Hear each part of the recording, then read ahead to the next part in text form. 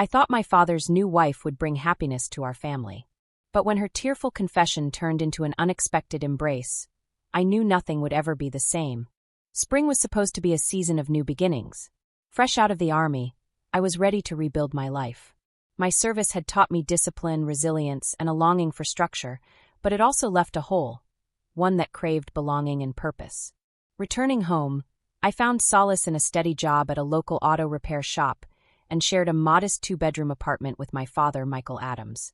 Michael, a resilient man in his early 50s, had been my rock through the chaos of life. My mother had left us years ago, shattering the illusion of a happy family. Despite his heartbreak, my father never let it show. He buried himself in work, thriving as a construction supervisor, but his world revolved around me. One evening, he dropped a bombshell. He was getting married. Emma, his fiancée, was nothing like I had imagined. She was 27, just 5 years older than me, and breathtakingly beautiful. Her confidence and charm were as captivating as her striking brown eyes and dark, cascading hair.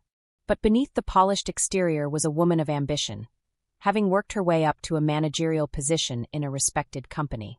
She was complex, driven, and undeniably magnetic. At first, I struggled with the awkwardness of addressing her as Emma instead of stepmom. It felt absurd. My father, however, was smitten. His love for her was obvious in every lavish gesture, gifts, vacations, and endless compliments. He looked years younger, radiating a happiness I hadn't seen in years. Emma, for her part, made every effort to settle into our lives. She cooked meals, asked about my interests, and listened intently when I talked about my military days. Yet, her presence in our home felt foreign, and I often found excuses to stay late at work or hang out with friends. Over time, her warmth began to soften the edges of my discomfort. We'd chat in the kitchen, sometimes laughing over tea late at night. She opened up about her struggles and dreams, and I couldn't help but admire her resilience. Slowly, the walls I'd built around myself began to crumble, setting the stage for something I could never have anticipated. Life had started to fall into a comfortable routine, but small, almost imperceptible cracks began to form beneath the surface. My father's demanding job often kept him away, leaving Emma and me alone in the house more often than I'd like. At first, I welcomed the solitude, throwing myself into long hours at the auto repair shop. But as the days passed, I couldn't help noticing the subtle changes in Emma's demeanor. It started innocently enough, Emma asking for help with things my father would usually handle. A flickering light in the kitchen. A frustrating computer issue. She'd call on me, her tone casual, her smile warm. I couldn't refuse. After all, she was my father's wife. But every interaction left me with an unsettling feeling, as if there was something unspoken hanging in the air.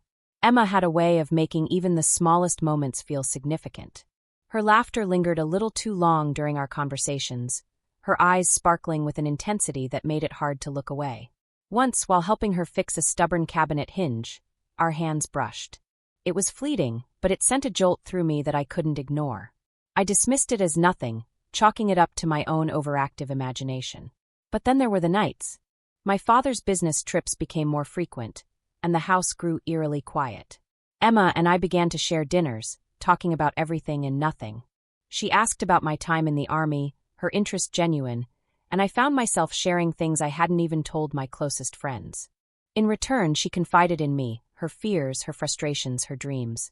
Her vulnerability was disarming, and I started to see her as more than just my stepmother. One night, after a long day at work, I came home to find Emma waiting in the kitchen. She had prepared dinner but hadn't eaten, saying she wanted to wait for me. Her smile was forced, her eyes tired. She told me she had been arguing with my father, another delay in his return home. As she spoke, her voice broke, and tears welled up in her eyes. I froze, unsure of what to do. When she began to cry, instinct took over. I reached out, pulling her into a hug. It wasn't planned, it wasn't right. But in that moment, it felt like the only thing I could do to ease her pain. Her body trembled against mine, and I felt a surge of emotions I couldn't explain. We pulled apart quickly, both of us aware of the line we had just crossed. The next morning, the air was thick with unspoken tension. We avoided each other, pretending nothing had happened, but the weight of that moment lingered. Every glance, every accidental touch seemed to carry a deeper meaning, and I found myself questioning everything. The dynamic between us shifted. Small things began to take on new significance. The way her hand lingered on my arm during a conversation, the way her laughter seemed to echo in my mind long after it had faded. I started to notice her in ways I hadn't before. The curve of her smile, the way she absent-mindedly twirled her hair while reading. I tried to push these thoughts away, to remind myself of who she was and what she meant to my father. But the more I tried to ignore it, the stronger the feelings became. Emma, too, seemed to be battling something within herself. Her gaze would linger just a little too long, and her smiles held a hint of sadness. As the days turned into weeks, the tension between us became impossible to ignore. We were like two ships drifting closer in a vast, uncharted sea, knowing the collision was inevitable but powerless to stop it. The night it all changed started like any other. My father was away on yet another business trip, and Emma was alone in the house. I arrived late from work, exhausted and ready to retreat to my room, but Emma was waiting for me in the living room. She was curled up on the couch, a blanket draped over her lap, a glass of wine in hand. "I saved you some dinner," she said softly, her eyes meeting mine. There was a weariness in her voice, but also something else, something I couldn't quite place. I thanked her and sat down across from her, the silence between us feeling heavy yet charged. As I ate, Emma began to talk, her words tumbling out in a mix of frustration and sadness. She spoke of feeling neglected, of the loneliness that had crept into her life since marrying my father. Her voice wavered as she confessed how isolated she felt, how she sometimes wondered if she had made the right decision. I didn't know how to respond. She wasn't just venting. There was an intimacy in her words that made my pulse quicken. I wanted to comfort her, to say something that would ease her pain, but I was afraid of what might happen if I did. As the evening wore on, our conversation grew deeper. We talked about things we had never discussed before. Her fears, my struggles, the unspoken weight we both seemed to carry. She poured another glass of wine, offering one to me, and I accepted, feeling the tension between us dissolve into something softer, more vulnerable. At some point, the distance between us disappeared. Emma moved to sit beside me, her presence warm and intoxicating. The room seemed to shrink, the outside world fading away until it was just the two of us. She leaned in, her hand brushing against mine, and I froze, every nerve in my body on high alert. "Do you ever feel like you're trapped?" she asked, her voice barely above a whisper. Her eyes searched mine, and I felt like she was looking straight into my soul. I nodded, unable to find the words to answer. Without thinking, I reached out, my hand grazing her cheek. She didn't pull away. Instead, she leaned into my touch, her eyes closing briefly before opening again, filled with something I couldn't ignore. The kiss that followed wasn't planned. It was hesitant at first, a tentative crossing of a line we both knew we shouldn't even approach. But the moment our lips met, all hesitation disappeared. The world tilted, and for a few brief, electrifying seconds, nothing else mattered.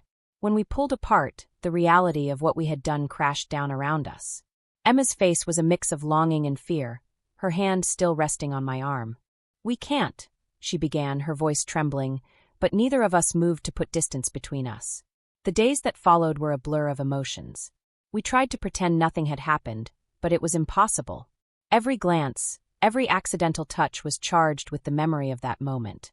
We found excuses to be near each other, to talk, to share something as simple as a laugh or a cup of tea. It was dangerous, intoxicating, and utterly consuming. One evening, as we stood in the kitchen cleaning up after dinner, Emma turned to me, her eyes filled with a mix of vulnerability and determination. "I don't know what we're doing," she said, her voice shaking, "but I can't stop thinking about you." I didn't know how to respond. Part of me wanted to tell her to stop, to remind her of the consequences, but another part, the part that had been growing louder with each passing day, wanted nothing more than to pull her into my arms and never let go. The boundary between right and wrong blurred, and we found ourselves drawn to each other in ways that defied logic and morality. Late-night conversations turned into stolen moments, each one pushing us further into uncharted territory. We became reckless, emboldened by the secrecy and the thrill of the forbidden. But with every stolen glance, every whispered word came the gnawing guilt. I thought of my father, of the trust he had placed in both of us, and it felt like a weight pressing down on my chest. Emma, too, seemed torn, her moments of happiness shadowed by regret. Yet, despite the guilt, we couldn't stop.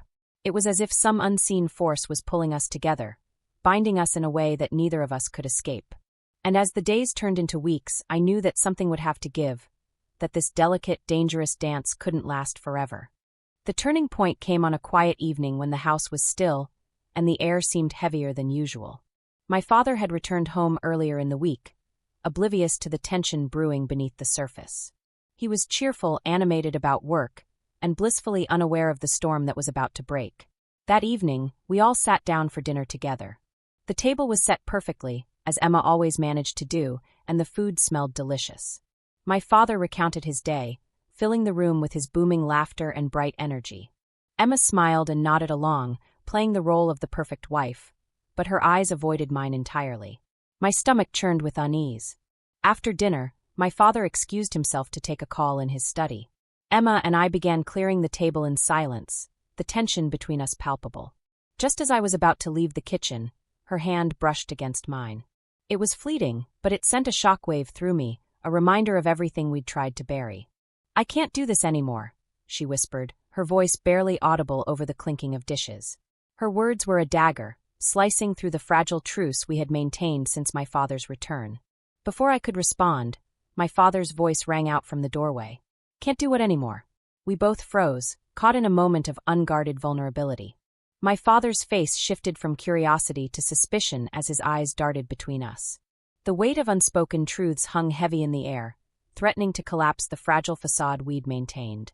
"Nothing, Michael," Emma said quickly, her voice steady but her hands trembling as she picked up a plate. "Just tired, that's all." But my father wasn't convinced. "No, it's not nothing," he said, his tone sharper now. "What's going on?" The room seemed to shrink as he took a step closer, his gaze fixed on me. My mouth was dry, my mind racing for a way to defuse the situation. But before I could speak, Emma's composure cracked. "I can't do this," she repeated, her voice breaking. Tears streamed down her face as she set the plate down and turned to face him. "I can't keep pretending everything is fine." "What are you talking about?" my father demanded, his voice rising. The confusion and hurt in his eyes were almost too much to bear. Emma hesitated, her hands wringing together as if trying to summon the courage to speak. The silence stretched unbearably, and I realized I couldn't let her face this alone. I stepped forward, my heart pounding so loudly I thought it might burst. "It's my fault," I said, my voice barely above a whisper. I crossed a line." My father's face contorted with disbelief, then anger. "What line?" he asked, his voice low and dangerous. I hesitated, struggling to find the words. But Emma spoke before I could. "Michael, it's not just him. It's me too. I let it happen." The silence that followed was deafening. My father's face turned ashen as the weight of our betrayal sank in. He stared at us, his hands clenched into fists at his sides, as if trying to hold himself together. "How long?" he finally asked, his voice shaking. "It wasn't planned," I said quickly, desperate to make him understand. "It just happened." "That's not an answer," he snapped, his voice rising. "How long?" I glanced at Emma, who was now sobbing quietly into her hands. "It doesn't matter," she said through her tears. "What matters is that it's over. It has to be over." But the damage was done. My father turned away, his shoulders slumping as if the weight of the revelation had physically crushed him. "I trusted you," he said, his voice barely audible. "Both of you." The words cut deeper than any blow could have. I wanted to say something, anything, to ease his pain, but there was nothing I could offer that would make it right. Emma reached out to touch his arm, but he recoiled as if her touch burned him. "Don't," he said sharply. "Just don't." The hours that followed were a blur of shouting, tears, and broken glass. My father demanded answers, lashing out in anger and heartbreak. Emma and I tried to explain, but our words only seemed to make things worse. By the end of the night, he had packed a bag and walked out the door, leaving the house in a suffocating silence. The days that followed were unbearable. My father refused to answer my calls, and I couldn't bring myself to visit him at work. Emma and I avoided each other, the weight of our actions hanging heavy in the air. She spent most of her time locked in their bedroom, and I spent mine at work, trying to lose myself in the monotony of fixing cars. Eventually, Emma made the decision to leave. She packed her things and moved out, leaving a short note for my father that I found on the kitchen counter the next morning. It was brief, apologetic, and final. She didn't say goodbye to me. My father returned home a week later, his face hollow and his eyes red. He didn't speak to me, barely acknowledging my presence as he moved through the house like a ghost. I knew I couldn't stay. A few days later, I packed my own bags and moved into a small apartment across town. The fallout was devastating, leaving scars that would never fully heal. My father and I spoke rarely after that, our relationship strained and fragile. Emma became a ghost of my past, a reminder of the choices that had shattered the life we once knew. But no matter how much time passed, I couldn't forget the look in my father's eyes that night. It was a look of betrayal, of heartbreak, and of a trust that had been irreparably broken. The days following Emma's departure were marked by an eerie stillness in the house. My father and I lived as strangers, our once easy camaraderie replaced by a tense, uncomfortable silence. The betrayal we had both suffered, his as a husband, mine as a son, hung in the air like a dark cloud, suffocating any attempt at normalcy. I threw myself into work, taking on extra shifts at the auto repair shop to avoid going home. The apartment felt haunted, every corner a reminder of what had happened. My father barely spoke to me, his presence a constant reminder of my guilt. The weight of what I had done pressed down on me, making it hard to breathe, let alone think about moving forward. Emma's absence was another wound, raw and unhealing. Despite everything, I couldn't stop thinking about her. Her laughter, her kindness, the way her eyes sparkled when she smiled, it all lingered in my mind, a bittersweet echo of a time I wished I could forget. But even as I missed her, I hated myself for the pain I had caused. For what I had taken from my father. One Sunday, a few weeks after everything had unraveled, I decided to visit him. It was a tradition we'd had for years, Sunday lunches, just the two of us, but now the idea felt almost unbearable. Still, I knew I had to try. I couldn't let the silence between us stretch on forever. When I arrived, he was in the kitchen, preparing a meal like he always did. He didn't greet me with his usual warmth, but he didn't ask me to leave either. That felt like a small victory. We ate in near silence, the clinking of silverware the only sound between us. Finally, I couldn't take it anymore. "I'm sorry," I said, my voice breaking. "I don't know if I can ever make this right, but I need you to know that I regret everything." He didn't look at me right away. When he finally did, his eyes were filled with a mix of anger and sorrow. "You broke my trust," he said simply. "That's not something you can just fix with an apology." "I know," I said, swallowing the lump in my throat. I want to find a way back. To fix things if I can." His expression softened slightly, but the distance between us remained. "I don't know if that's possible," he admitted. "Not right now, anyway." Those words stayed with me as I left the house that afternoon. They weren't a rejection, but they weren't an invitation either. They were the acknowledgement of a fracture that might never fully heal. Over time, life began to move forward, albeit slowly. My father and I spoke occasionally, our conversations polite but strained. I met a woman named Sarah, a kind and patient soul who seemed to see something in me worth loving despite my flaws. She brought light into my life, helping me believe that maybe, just maybe, I could start over.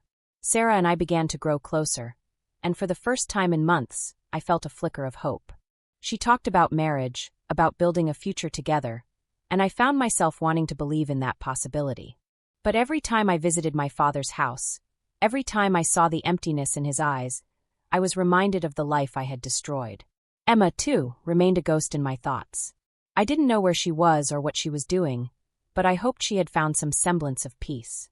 Part of me hated her for the chaos she had brought into my life, but another part, one I tried to suppress, missed her with an ache that refused to fade. In time, I began to accept that some wounds never fully heal. My father and I would never return to the way we were, and I would carry the guilt of what I had done for the rest of my life. But I also knew that I couldn't let the past define me. I had to move forward, for my sake and for Sarah's. On the day I proposed to Sarah, my father surprised me by showing up. He didn't say much, but the fact that he was there spoke volumes. It was a small step, but it was something, a sign that maybe with time we could find a way to rebuild. As I stood there, holding Sarah's hand and looking out at the future we were about to build together, I felt a glimmer of hope. Life was messy and painful, full of mistakes and regrets. But it was also full of second chances if you were willing to take them. Time has a way of softening even the sharpest edges of pain, but it doesn't erase them. The events of that year left scars on all of us, my father, Emma, and me. Scars that would always be there, faint reminders of the choices we made and the consequences they carried. But in those scars, I found lessons that reshaped my understanding of love, loyalty, and forgiveness. My father and I continued to navigate the fragile terrain of our relationship. It wasn't easy. There were moments when the weight of our shared history felt insurmountable, when the silence between us was too loud to bear. But slowly we found a rhythm, a cautious give and take that allowed us to coexist, if not fully reconcile. Emma disappeared from our lives entirely. I heard through mutual acquaintances that she moved to another city, started fresh. I hoped she found what she was looking for, though I doubted she ever fully escaped the shadow of our shared mistakes.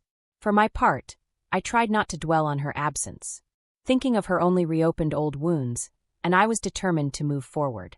Sarah became my anchor in this process. She showed me a kind of love I hadn't known before, steady, patient, and forgiving.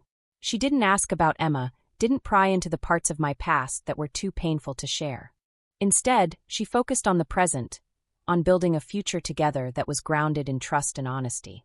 Through Sarah, I learned the value of second chances, not just the ones you give to others, but the ones you give to yourself.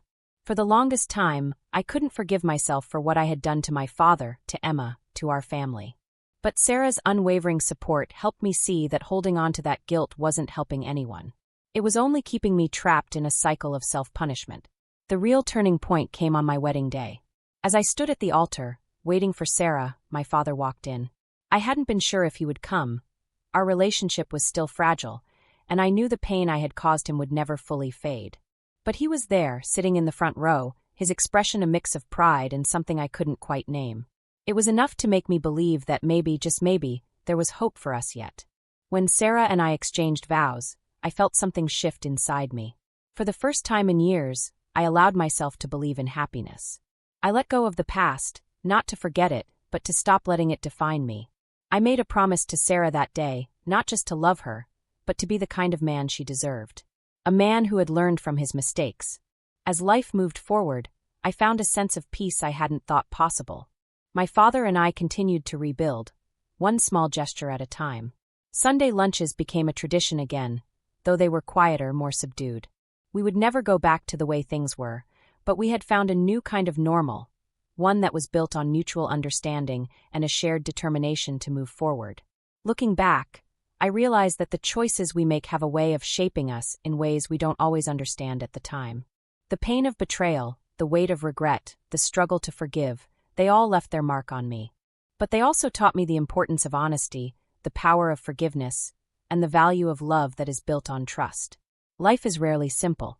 It twists and turns, defying the rules we try to live by. But if there's one thing I've learned, it's that even in the messiness, there's a chance for redemption. It's not easy, and it's not guaranteed, but it's there, waiting for those who are brave enough to seek it. If you were in his shoes, what would you have done? Could you forgive, or would the betrayal be too much? Share your thoughts in the comments below. I'd love to hear your perspective. Don't forget to like and subscribe for more stories that explore the complicated twists and turns of life and relationships. Stay tuned, because the next story might just leave you questioning everything you thought you knew about love and loyalty.